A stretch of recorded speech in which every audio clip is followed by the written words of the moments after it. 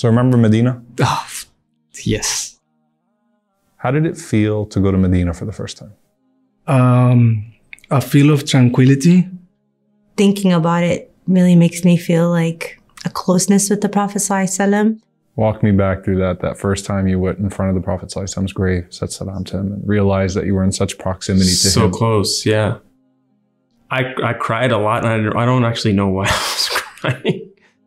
For me, it's just like, I'm really there. You just feel like you belong there, even though you've never been there before. It just, you just never want to leave. Do you know who Muhammad ﷺ is? Yes. Who is he? He is the last prophet. So what's your favorite quality about the Prophet ﷺ when you think of him? Inspirational, strong.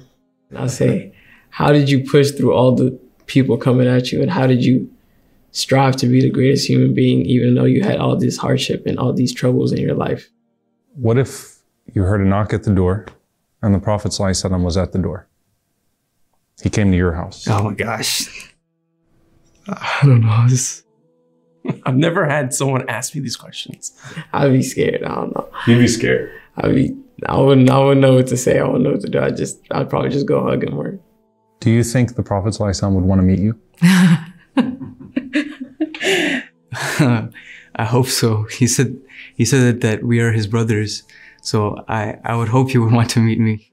What would be the first words you'd say to the Prophet ﷺ on that moment when you meet him?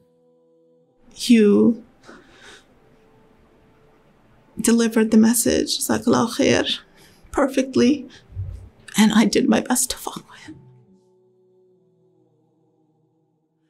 When you get your Nabi to see just to see his face, you got everything.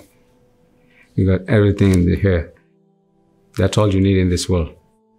I want to talk to you. This was a hard journey. Can we talk about it? So when you see him in Jannah, inshallah, Inshallah. and you're sitting in the living room of the Prophet ﷺ in Jannah, what are you going to tell him? What's the first thing you're going to tell him when you see him? I think the first thing that I'll say is I'll thank him for teaching us whatever we needed to be taught. Because if it wasn't for him, I wouldn't be in Jannah in the first place. I wouldn't have those qualities to be in Jannah. So what do you say to someone that saved you? I mean, thank you. Ya Rasulullah, thank you. Thank you for teaching me how to be the best person that I could be. I was waiting for this moment. Gracias. And I will say, te amo.